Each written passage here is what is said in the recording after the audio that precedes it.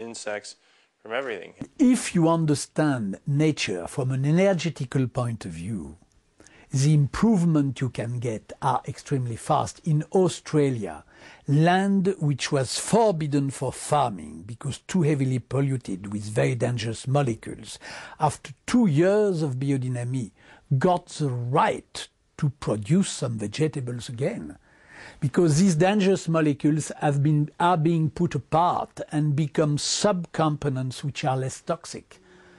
So it's just a matter of understanding what we have done, not only at a physical level, but at an energetical level. And then I think biodynamic will be really a huge success. Cette culture dite biodynamique qui, pour moi en tant que scientifique, au tout début,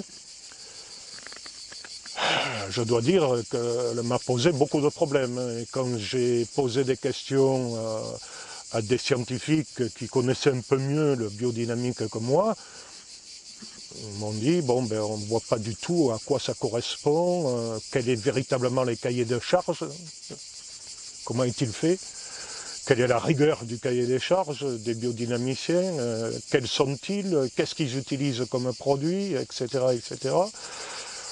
Donc j'avais un certain a priori, si vous voulez, contre le biodynamie.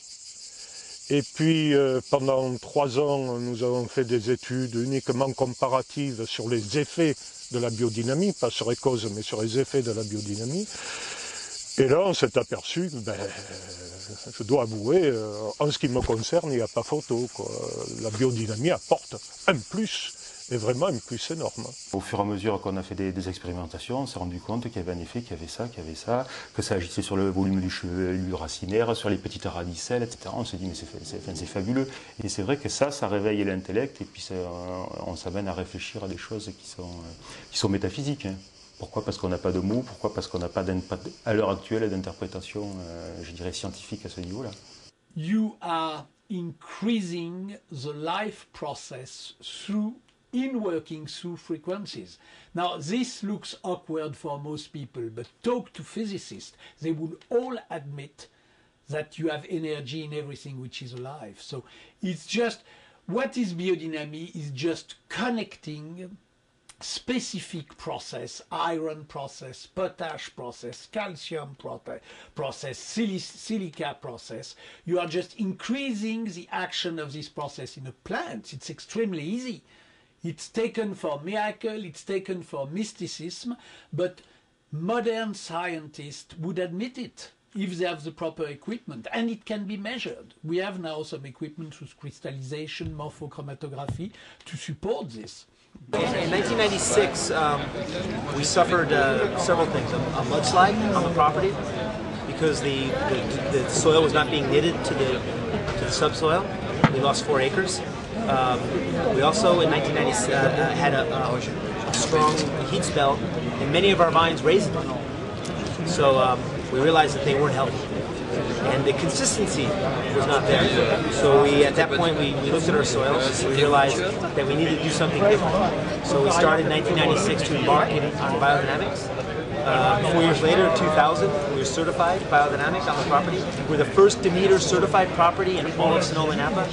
And since then, the soil has been so much healthier, the environment is so much better.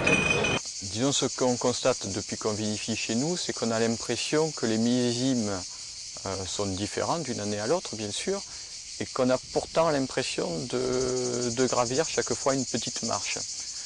Donc ça irait plutôt dans le bon sens. Ce qu'on a vu aussi, c'est qu'en 2002, qui était une année un petit peu difficile pour la région, on a vu nos parcelles avec des raisins en superbe santé et les parcelles du voisin complètement détruites. Donc quand vous voyez ça, vous dites tiens, la biodynamie, c'est pas une histoire simplement de philosophie, ça a un impact direct sur l'état des raisins. The practice is interesting. We've seen a lot of small miracles, we'll call them. In areas where we had problems with certain lack of some sort of chemical or mineral, we've used biodynamic preparations, nettle preparations. We had one vineyard that had a horrible problem, lack of iron. We use nettle preparations that solve that in 2 sprays, a problem that we had been dealing with for 5 years that had been ridiculously difficult. We've seen improvements in the ripeness phenolically of the fruit. I mean, flavor-wise, we're getting more ripeness out of what we think is more ripeness by taste out of the grapes.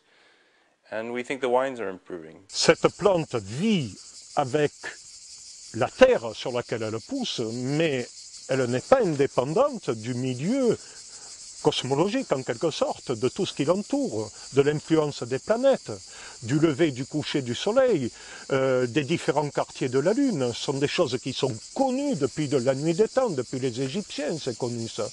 Or c'est très curieux, c'est que dès que la science a pris le dessus en matière d'agriculture, on a complètement effacé tout ça et on a dit oh, ce sont des histoires de bonnes femmes, bon il faut peut-être pas trop y croire, seul le grand prêtre scientifique détient la vérité. Non, c'est faux. Le seul qui pourra détenir la vérité, c'est celui qui travaille dans son champ en ayant une réflexion avec le milieu universel et puis qui, d'un autre côté, tiendra compte évidemment des évolutions scientifiques. Lorsqu'on saura conjuguer les deux, on arrivera à une véritable agriculture, je crois, qui donnera des produits relativement sains et puis surtout sans aucune trace de pesticides. La biodynamie, quand même, il faut savoir que vous mettez de côté quand même pas mal de choses que vous avez pu apprendre à l'école auparavant. Hein. Il faut repartir un peu de zéro. Et puis ensuite, vous observez les choses.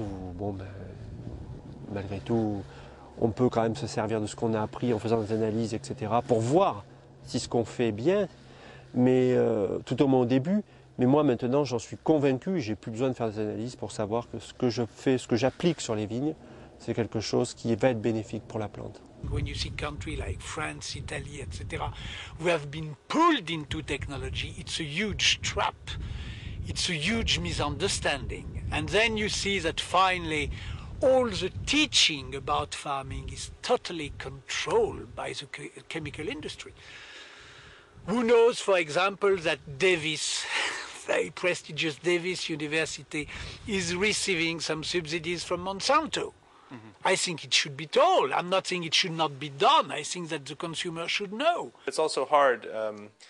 In the United States, a lot of the universities are sponsored by, the research is sponsored by companies that are interested in proving that their chemical thingy-jing works better than biodynamics or works better than organics, something or other. Can you give us some examples of? No. You mean like Monsanto for UC Davis? Yeah, I mean that's quite clear that there's a relationship